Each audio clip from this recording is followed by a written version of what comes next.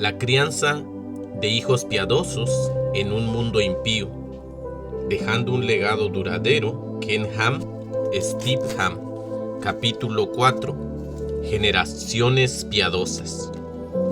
Cuando estaba creciendo, un grupo de personas se alejaron intencionalmente del mundo moderno y desaparecieron en las selvas del trópico norte de Australia, buscando una existencia liberada y simple, libre de las presiones y limitaciones del mundo. Dejaron atrás su pasada identidad y patrimonio, echando a un lado sus inhibiciones y la mayoría de su vestimenta. Eran conocidas como los hippies, y sus hijos no fueron familiarizados con los medicamentos modernos o la tecnología. Tenían un poco o ningún respeto por las leyes de la sociedad, y muchos de sus hijos no recibieron educación formal. Conceptos como Dios y la verdad no fueron considerados suficientemente importantes como para enseñarlos. Consecuentemente y trágicamente, ellos básicamente se degeneraron en una cultura sin temor a Dios y sin tecnología en una sola generación. En menos de 2 décadas produjeron una nueva generación generalmente ignorante de su herencia y cultura pasada. En cierto sentido, podríamos decir que era una cultura primitiva. La lección es clara. Si no transmitimos nuestro conocimiento de Dios a la próxima generación, se lo perderá. Puede que aquellos que siguen o no tengan ningún medio de recuperarlo y probablemente ni siquiera estén conscientes de la necesidad de hacerlo.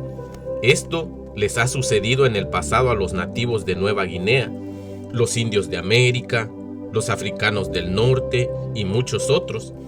Todos son descendientes de Adán. Sin embargo, en algún momento en su pasado, sus padres no les pasaron el conocimiento que tenían con respecto a sus orígenes y a Dios. Por lo tanto, cuando fueron descubiertos por los europeos, fueron caracterizados por primitivos.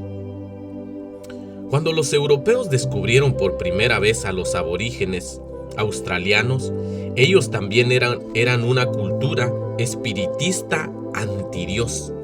¿Te das cuenta de que en realidad pudo haber tomado solo una generación para producir una cultura así? Así como nosotros, los aborígenes australianos tuvieron un antepasado que conocía todo acerca del Dios verdadero y pudo incluso construir barcos. Su nombre era Noé. En algún momento en la historia, los antepasados de los aborígenes de hoy en día no transmitieron el verdadero conocimiento de Dios a sus hijos, o la tecnología que alguna vez tuvieron, su legado para Dios se perdió. Es fascinante observar que los aborígenes australianos tenían leyendas que parecen ser segmentos de Génesis del 1 al 11.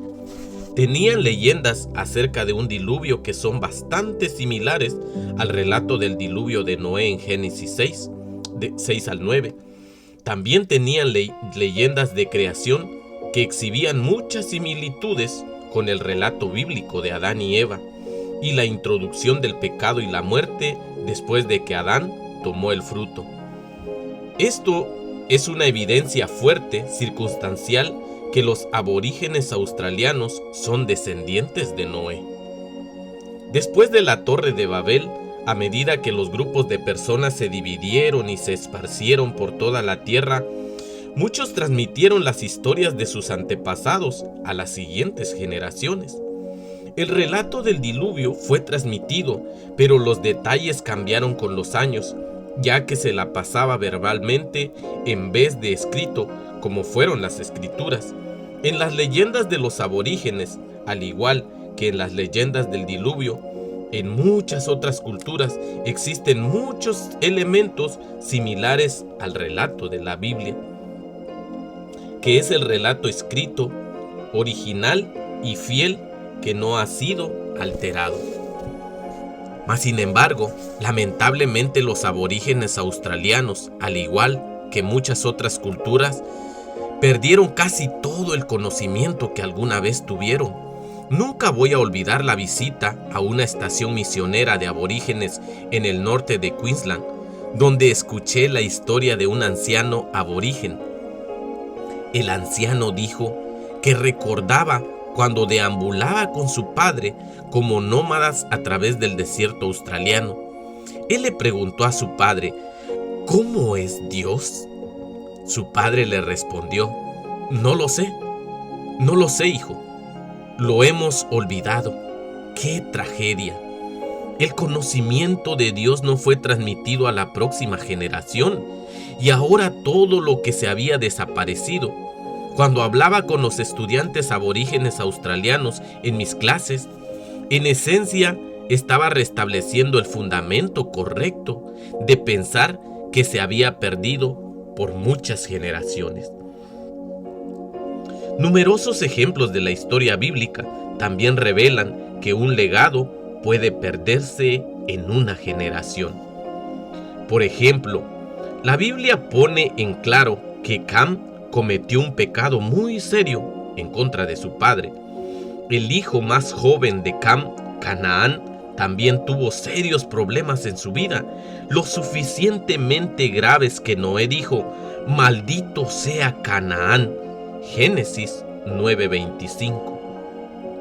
Al observar a los descendientes de Canaán, vemos a la gente de Sodoma, Gomorra y los cananeos, que fueron algunos de los pueblos más inicuos que vivieron en la tierra. Ciertamente, parece que Cam no crió a Canaán con diligencia. Lo más probable es que el mismo pecado de Cam existía en Canaán. Pero una medida mayor, que a menudo es lo que sucede a las siguientes generaciones, cuando no se resuelva un pecado en particular en una generación, el mismo pecado es visto a menudo en generaciones posteriores, pero incluso en una medida mayor. Otro ejemplo de la desgracia de las transigencias generacionales es que se encuentran en los libros de Reyes y Crónicas. A medida que se lee a través de Reyes, se puede ver el otro grado de amor y devoción que tanto David y Salomón le tenían a Dios, ambos reyes. Padre e hijo tenían un fuerte enfoque en la adoración exclusiva del único Dios verdadero. David en particular era inflexible. Su devoción fue demostrada en un deseo y compromiso de construir el gran templo de Jehová. Sin embargo, la desgracia llega muy fácilmente. La concesión de Salomón comenzó cuando permitió a sus esposas extranjeras a adorar dioses paganos. Luego él permitió que estas influencias paganas infiltraran a su pueblo, resultando también en la adoración a los dioses extranjeros por ellos. Primera de Reyes 11, del 1 al 4. Dentro de una generación, el hijo de Salomón, Roboam, le concedió permiso a la gente que quería participar en la misma adoración de los ídolos en lugares altos. De ahí en adelante, Judá descendió aún más en las transigencias y maldad. Primera de Reyes 14:23. En la generación posterior a Roboam, el rey Asa heredó la idolatría inicua que ya existía en 2 generaciones anteriores. Él era un buen rey, pero carecía de la instrucción y la sabiduría para erradicar este mal. Primera de Reyes 15, 11 al 15. La próxima generación estaba aún más lejos de reconocer esta gran componenda. La componenda de Salomón y su fracaso para enseñar y dirigir a la próxima generación condujo a un patente desprecio por la palabra de Dios. Israel había sido instruido claramente que no tuviera dioses ajenos delante del único Dios verdadero. El fracaso de Salomón tuvo efectos desastrosos en la adoración de una nación entera en las generaciones venideras. De ahí en adelante se observa un tema constante en el libro de Reyes, cuando leemos que una y otra vez cada rey continuamente permitía el culto a dioses ajenos en los lugares altos. Por fin, al final de la segunda de Reyes, el rey Josías descubrió la palabra de Dios y luchó contundentemente contra la abominación en los lugares altos. Después de leer sobre las muchas consecuencias de ignorar la instrucción de Dios y las muchas advertencias de profetas devotos acerca de otras futuras consecuencias, el rey Josías trajo de nuevo el enfoque a Judá, el único Dios verdadero y sin igual. Segunda de Reyes 23, 4 al 14. Es cierto que Dios nunca había sido infiel a su promesa con Israel como su pueblo elegido, pero Dios no ignoró a su pueblo, haciendo caso omiso a su instrucción. Una desviación del compromiso con la palabra de Dios resultó en consecuencias devastadoras para Israel y Judá durante muchas generaciones. Este es el mensaje abrumador, claro, para todos nosotros. La humanidad nunca ha sido y nunca podrá hacer caso omiso de la palabra escrita de Dios sin mayores consecuencias generacionales. Las generaciones perdidas solo pueden ser restauradas cuando se acepta nuevamente la palabra de Dios como la verdad y sin sofocarla. Las consecuencias de un legado impío son incalculables. Las repercusiones envían ondas de conmoción hacia la próxima generación, incluso hasta en la eternidad. Por eso nuestro primer elemento para un legado fiel a Dios es una decisiva convicción que nos lleva a dar prioridad al entrenamiento de una generación para Dios. Mi andar con Mali. Cuando tenía alrededor de 10 años, mis padres hospedaron a un misionero en Open Air Campaigners, que estaba ejecutando una serie de programas para adultos y niños en una iglesia cercana. Mis padres promovieron extensamente estos programas y animaron a la gente para asistir. Recuerdo claramente que mi papá y mamá transportaban los niños que podían caber en el auto para llevarlos a estos eventos especiales. Me acuerdo de una noche cuando Dios me impartió la convicción por primera vez de dedicar mi vida para transmitir la palabra de Dios a las próximas generaciones. Durante una de las sesiones para los jóvenes, el orador nos desafió a tomar una decisión de misioneros para el Señor. Nunca olvidaré la fuerte convicción que sentí de tomar esa decisión. Me reuní con el misionero después de la reunión junto con otros en el grupo. Oramos e hicimos este compromiso muy sincero. No sabía que esto significaría que unos 25 años después, mi esposa y yo responderíamos al llamado de salir de nuestra patria y mudarnos a los Estados Unidos como misioneros para desafiar a la cultura norteamericana y llamar a la iglesia a volver a su fundamento en la autoridad de la palabra de Dios. Al igual que yo, Mali fue enviada a la escuela dominical por sus padres. Un domingo, el maestro desafió a los niños a que pasaran al frente para dar sus vidas al Señor. Mali sabía que Dios había hecho tanto por ella, enviando a su hijo a morir en la cruz para salvarla. En su corazón ella estaba dispuesta para ir a cualquier parte y hacer cualquier cosa que el Señor quería que hiciera. Pero ella, siendo muy tímida, le dijo a Dios que solo pasaría frente a él si alguien más lo hacía. Cuando ella miró, se dio cuenta que toda la escuela dominical había pasado adelante. Cuando Mali y yo calculamos la fecha en que esto había sucedido, fue casi el mismo tiempo cuando yo le dije al Señor que estaba dispuesto a ser un misionero para Él. El Señor nos estaba preparando a ambos para el camino que nos estaba por delante, pero no teníamos ninguna idea en ese momento que el uno y el otro ni siquiera existía. ¿Qué Dios tan soberano tenemos? No teníamos idea de lo que estaba reservando para nosotros cuando el Señor tomó en serio nuestra promesa de servirle.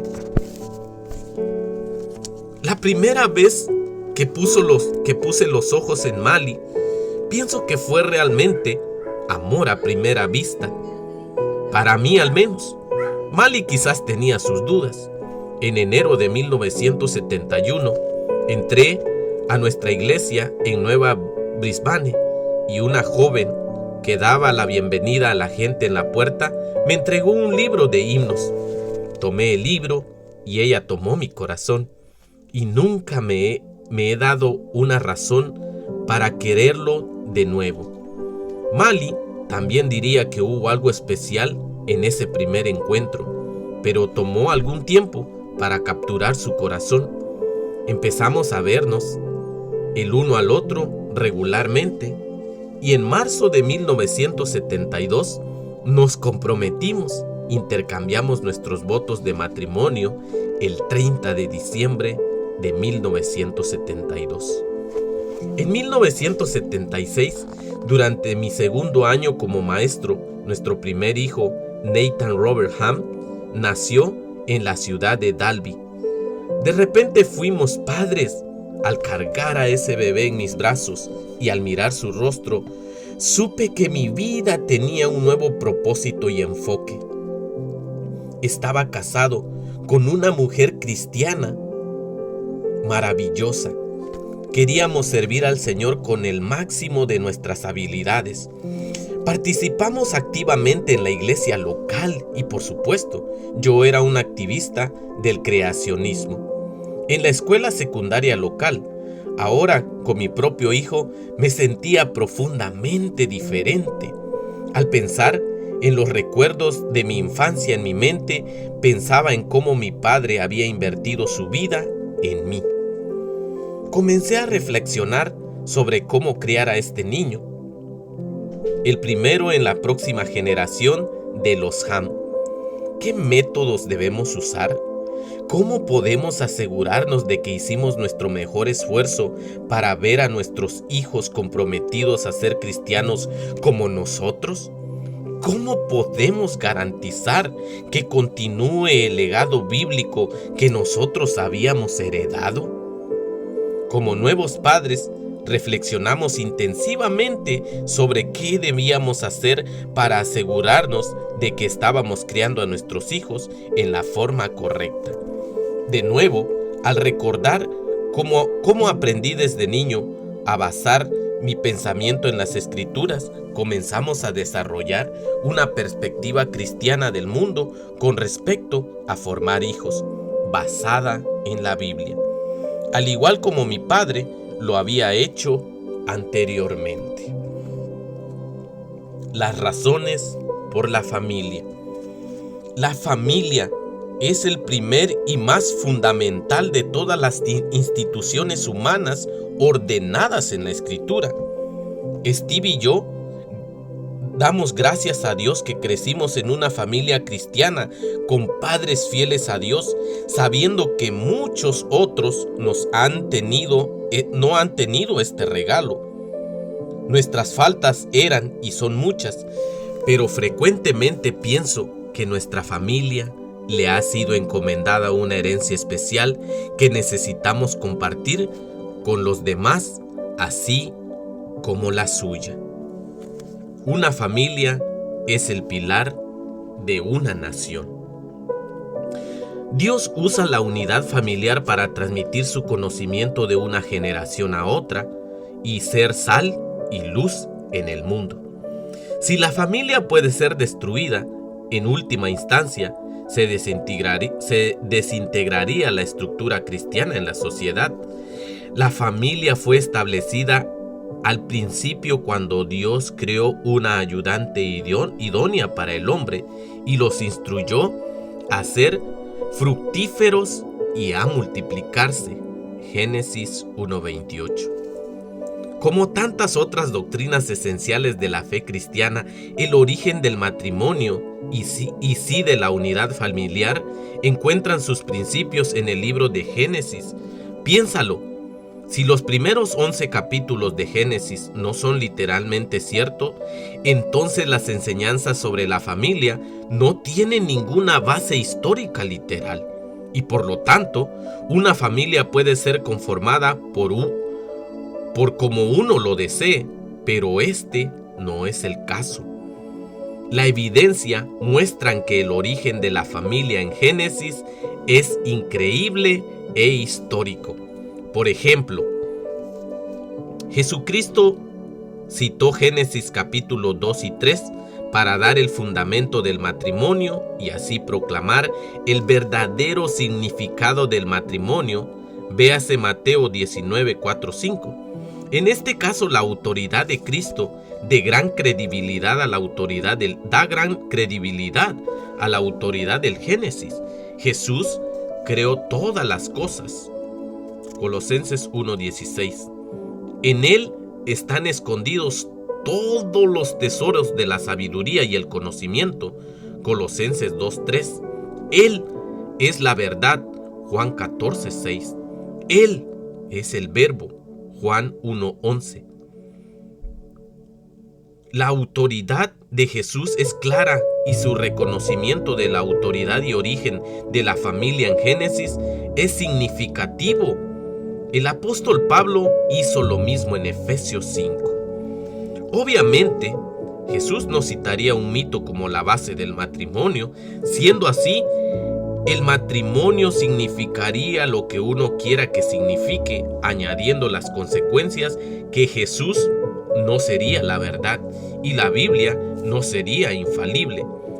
Esto se discute en un detalle en diversos libros y artículos de la creación. Hay lista de recursos y herramientas al final de la mayoría de los capítulos de este libro. Tenga en cuenta también que Dios ordenó solo un tipo de familia. Una mujer madre y un hombre padre. Marcos 10, 6 al 7 declara: pero el principio de la creación, varón y hembra los hizo Dios. Por esto dejará el hombre a su padre y a su madre y se unirá a su mujer.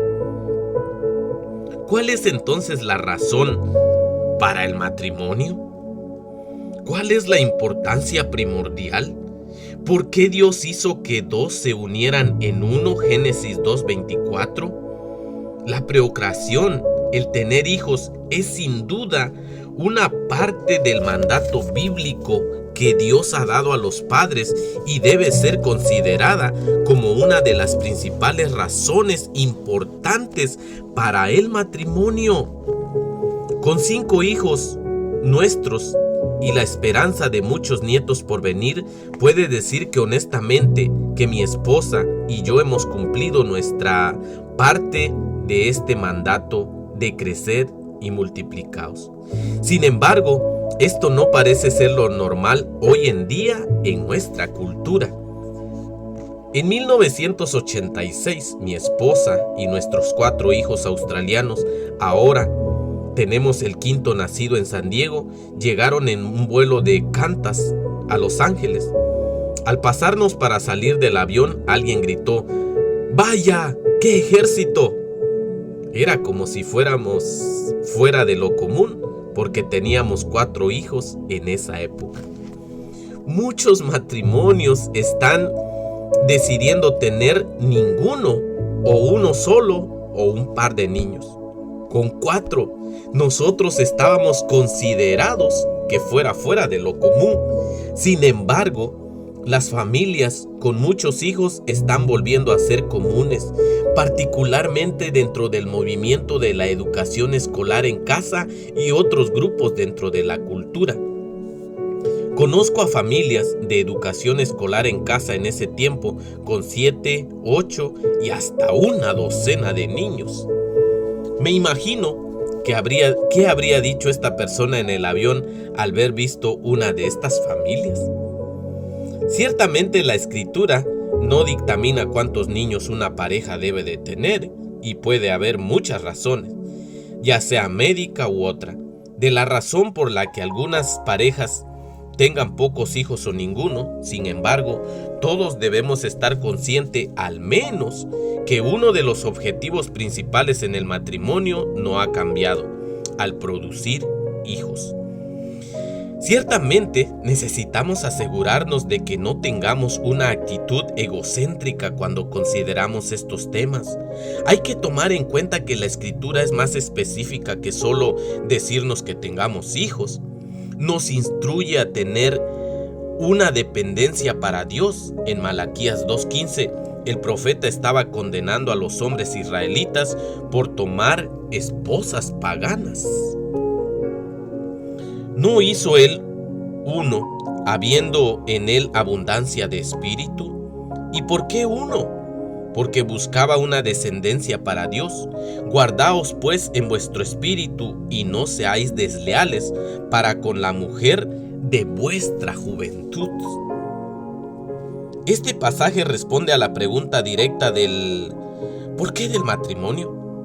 ¿Por qué Dios hace a dos personas en una sola carne? ¿A qué se refiere todo esto? De su unión él busca una descendencia para Dios.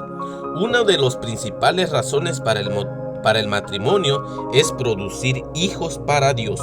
No es solo una descendencia que se produce, sino una descendencia para Dios. Ciertamente existe otro propósito de esta unión entre el hombre y la mujer, pero un propósito principal de esta unión llamada matrimonio, que es vinculante y establecida por Dios en Génesis, es tener una descendencia para Dios. Si no producimos una descendencia para Dios, ¿cómo las generaciones futuras del mundo escucharán la verdad acerca de vivir una vida íntegra? Romanos 10:14 nos lo declara de esta manera. ¿Cómo pues invocarán en aquel no han creído? ¿Y cómo creerán de aquel de quien no han oído? ¿Y cómo oirán sin haber quien les predique? Si los hijos para Dios no están siendo generados como solían ser, como las estadísticas lo indican en nuestro mundo cristianizado del occidente, ¿podría nuestra cultura terminar vacante espiritualmente como los aborígenes australianos o los indios norteamericanos?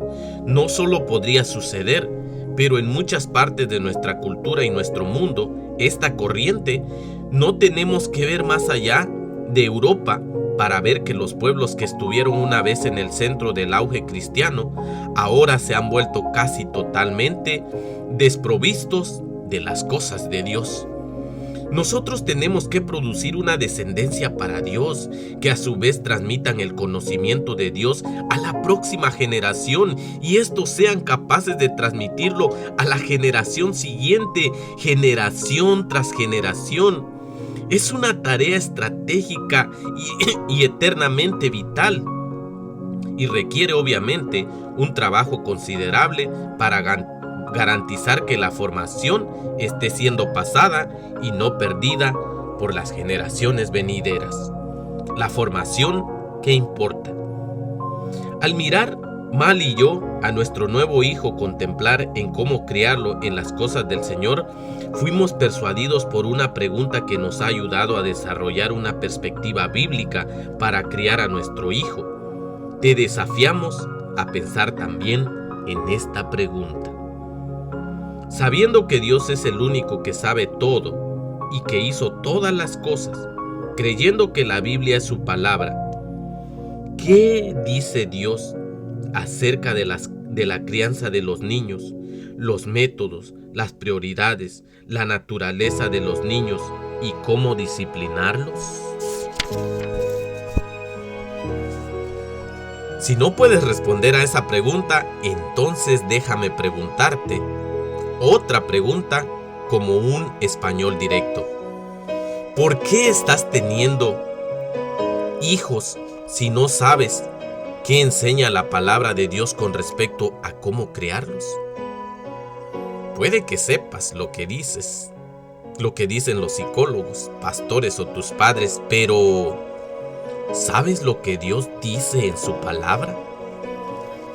Como conferencista iterante, es fácil para mí hacer preguntas constantes, así que ya que generalmente no conozco a los padres en la audiencia, es mucho más fácil para el pastor hacer estas preguntas, ya que él conoce la respuesta y los padres en la iglesia saben que él conoce la respuesta. Y todos conocen que tienen que convivir el uno con el otro. Es por eso que es mucho más fácil para los conferencistas iterantes salir ilesos con esta audiencia difíciles en estos asuntos. Además, es mucho mejor así. Puedo incitarlos y luego tomar un avión por la siguiente mañana, dejando al pastor que luche con la controversia. Lamentablemente, con mi experiencia viajando por Australia, el Reino Unido y los Estados Unidos, hay aún un aumento en el número de padres cristianos que no están usando los métodos de Dios para formar una descendencia para Dios. Además de esto, muchos padres no saben cuáles son las normas por las cuales evaluar el comportamiento de sus hijos, así que ellos no saben si sus hijos están a la medida de los estándares de Dios. Debido a que las normas por general han decaído, muchos que no ven el comportamiento impío o las actitudes impías de sus hijos, incluso ni siquiera lo pueden reconocer. Un buen ejemplo es la televisión, lo que habría sido llamado obsceno. En la televisión hace una generación atrás es lo normal hoy en día, y padres cristianos raramente censuran esos programas. ¿Por qué es así? ¿Qué sucedió para provocar esta situación? En muchas formas podemos utilizar la vieja analogía del sapo de sangre fría, puesto que un sapo no mantiene una temperatura corporal constante como un mamífero. Se puede poner en agua fría y calentarlo para que el sapo realmente no reconozca que se está hirviendo hasta que es demasiado tarde. Nos hemos convertido como el sapo poco a poco, hemos bajado nuestras normas para adaptarnos al mundo que nos rodea y ahora no podemos ver cuánto nos hemos desviado de las normas que solíamos tener. La falta de un enfoque bíblico sólido en el ámbito de la familia y la educación formal ha dañado a toda una generación de niños cristianos y estamos sufriendo las consecuencias de una manera grande. El tiempo que un padre no pasa criando a sus hijos puede llevar a cientos o a miles de millones a no tener el conocimiento de Dios. ¿Se acuerdan de los descendientes de Canaán? Si eres un padre que está leyendo este libro, ¿crees que has desarrollado su pensamiento acerca de la crianza de hijos en las Escrituras? ¿Estás haciendo lo mejor para criar a tus hijos a ser fieles a Dios, así como las Escrituras lo delinean para nosotros? ¿Podrías escribir claras directrices bíblicas para criar a tus hijos? Piensa cuidadosamente en la última pregunta. Sugiero que tomes un bolígrafo y papel y veas si puedes contestarla. Si somos verdaderamente cristianos, entendemos que nuestro pensamiento debe basarse en la infalible palabra de Dios. Entonces, deberíamos poder escribir todo lo que Dios habla acerca de la crianza de los niños. Siempre que doy un discurso sobre la familia, le pido al público que reflexione sobre si es o no es capaz de poder anotar estas cosas. Cuando lo hago, un silencio tranquilo invade el auditorio, porque la mayoría de padres cristianos no pueden hacerlo. Se puede hacer la misma pregunta de los maestros cristianos, pastores, maestros de escuela dominical, etc. Si no podemos escribir lo que Dios dice acerca de la crianza de los niños, entonces, ¿qué derecho tenemos de enseñar a los niños o traerlos al mundo a hacer decisiones o recomendaciones con relación a su educación? Los esposos y las esposas tienen todo tipo de opiniones sobre lo que se supone que sea una familia y todo tipo de opinión con respecto a cómo criar a los niños. Pero no es una cuestión de nuestra opinión. Lo que importa es lo que Dios nos instruye a hacer. Steve y yo hemos escudriñado las Escrituras para obtener las instrucciones de Dios y luego aplicarlas en nuestras propias familias.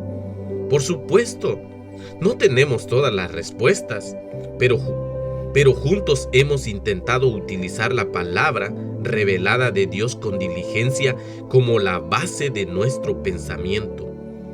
Nuestros hijos no son perfectos y sin duda son una fuente constante de bendición y desafíos. Sin embargo, ambos somos padres orgullosos de hijos que quieren amar y obedecer al Señor Jesucristo con todo su corazón.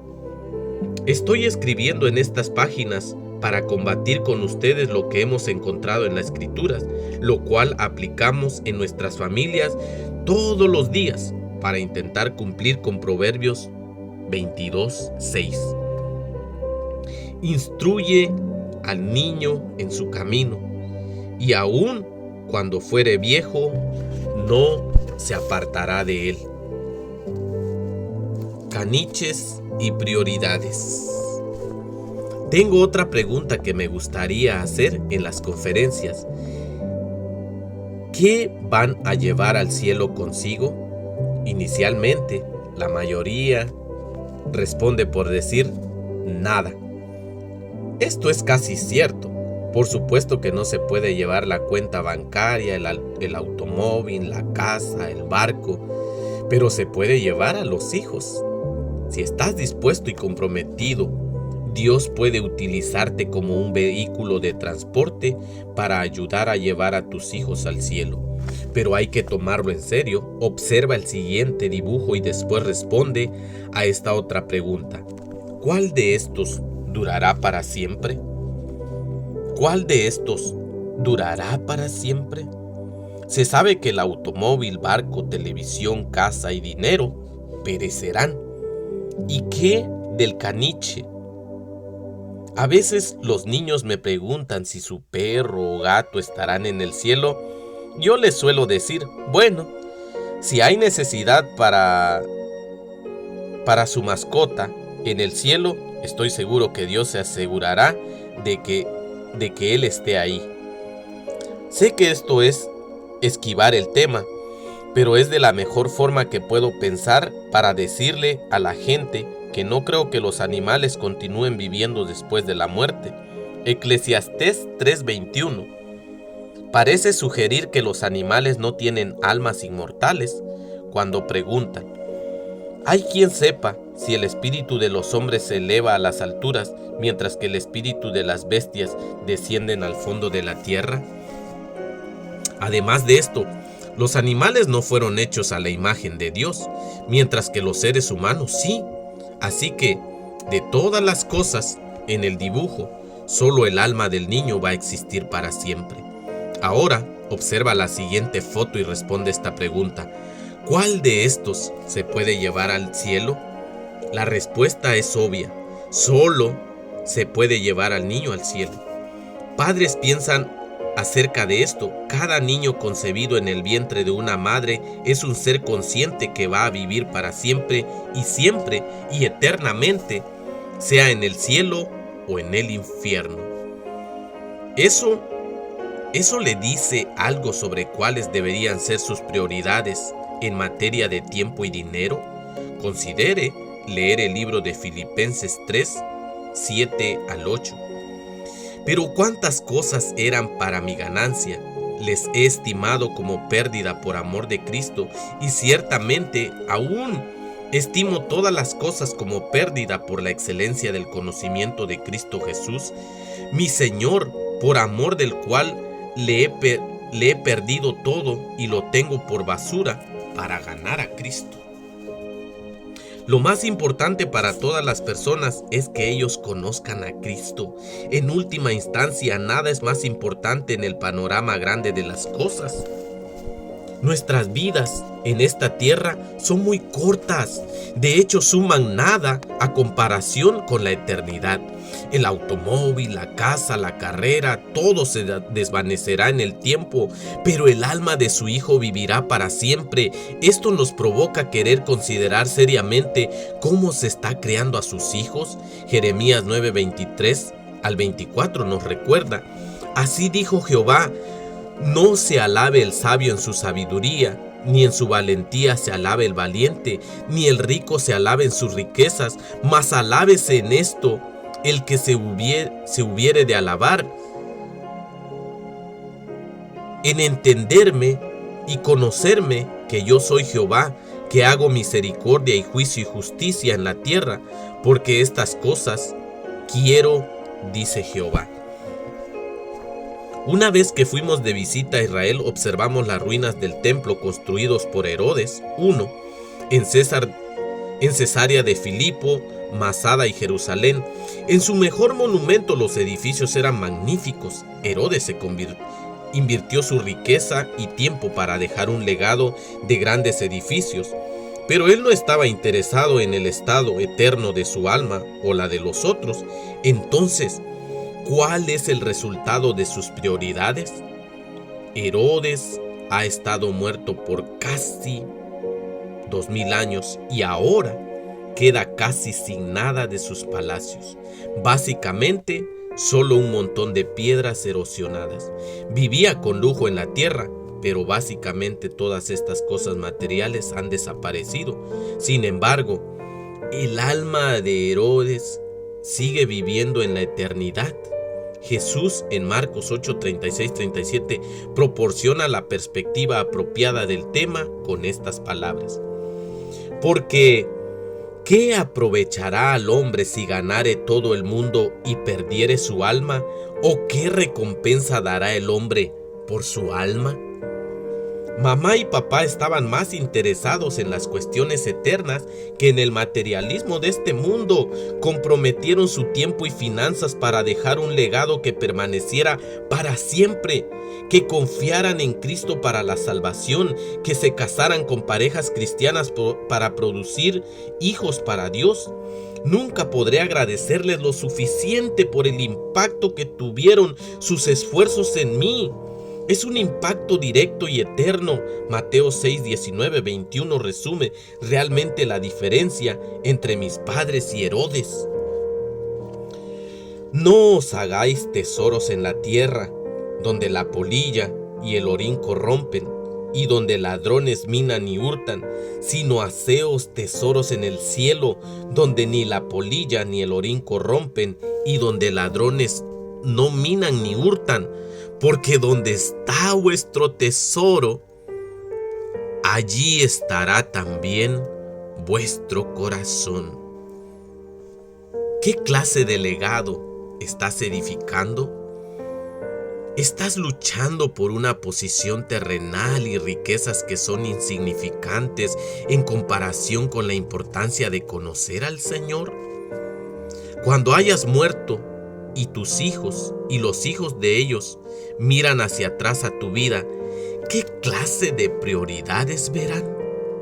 El desafío que tenemos ante nosotros como padre cristiano, te haría bien mirar hacia adelante y pensar en tus nietos o bisnietos, tal vez incluso en sus tataranietos. Piensa en lo siguiente: ¿ves una descendencia para Dios? ¿O ves generaciones que no les ha dado una herencia para Dios? Dentro de la soberanía de Dios, mucho dependerá de ti. Puede que necesites sostener esa herencia para Dios dejada por sus ancestros, o debes de comenzar de cero y volver a restablecer un legado que se ha perdido. Cualquiera de los dos, el gran desafío que tenemos ante nosotros. Estamos para levantar una simiente para Dios al aceptar nuestras responsabilidades como padres, para ver a nuestros hijos conformes a la imagen de Dios, diligentemente criándolos en la verdad, utilizando la vara con amor, teniendo en mente las advertencias y las bendiciones que Dios prometió, para que nuestros hijos no aprendan los caminos de los paganos, pero sean capaces de distinguir entre el bien y el mal y así influenciar el mundo para Cristo. No es solo un desafío grande, sino es una importancia. La manera en que criemos a nuestros niños afectará la forma en que críen a sus hijos y sucesivamente generación tras generación. No hay necesidad de que la generación actual se pierda. Se puede conservar un legado para Dios, se puede reclamar una herencia perdida por la fuerza de la gracia y su espíritu en nosotros, con la verdad de su palabra para instruirnos. Podemos criar hijos para Dios en este mundo impío. El proceso comienza contigo y debes de comenzar con una convicción irresistible que te lleve a dar prioridad a la formación de una generación que sea fiel a Dios. Este es el primer componente esencial para la edificación de un legado para Dios. Entonces, escudriñemos las Escrituras y determinemos cuáles son las normas bíblicas para las familias y luego aplicarlas para así formar una descendencia para Dios. Sin embargo, quiero advertirte, a la medida en que se descubran los principios bíblicos a los cuales estamos llamados, puede que sea un desafío y sientas una convicción como nunca antes. Lo que está por delante es serio, práctico y trae mucha convicción. En mi forma de hablar australiano, simple y directo, los capítulos siguientes son muy francos y al punto y sin ningún rodeo. Pero al igual a las Escrituras, cuando hablan sobre este tema, así que prepárate. Espero que leas con gran entusiasmo y expectativa. Confío con lo que está escrito pueda ayudarte a cambiar, si es necesario, la dirección en que tu familia se dirige. Las generaciones venideras pueden verse afectadas si aplicas sistemáticamente las enseñanzas de las Escrituras en esta área vital. Pensamientos claves de este capítulo. La historia demuestra claramente que se puede perder todo un legado en una sola generación. 2. La familia es la primera y más fundamental de todas las instituciones humanas ordenadas por las Escrituras. Es vital que la columna vertebral de una nación y proporciona una descendencia para Dios para la próxima generación. 3. Las consecuencias de un legado impío son incalculables. La prioridad para criar niños para Dios es una prioridad multigeneracional y por lo tanto es esencial que tengamos una visión multigeneracional de lo que dejamos. 4. El primer componente da un legado para Dios. Es una convicción irresistible que nos lleva a dar prioridad a la formación de una generación para Dios. Preguntas que debes considerar. ¿Te has dado cuenta de situaciones, sean contemporáneas o históricas, donde se ha perdido el legado para Dios en una sola generación? Si es que sí, ¿puedes señalar a qué se debería el fracaso de la transmisión de la verdad? ¿Cómo le hace sentir el desafío? ¿Se siente animado, abrumado o de otra forma? ¿Qué cosas en tu vida necesitan volver a ser prioridad para que puedas concentrarte más estratégicamente en la formación de tus hijos?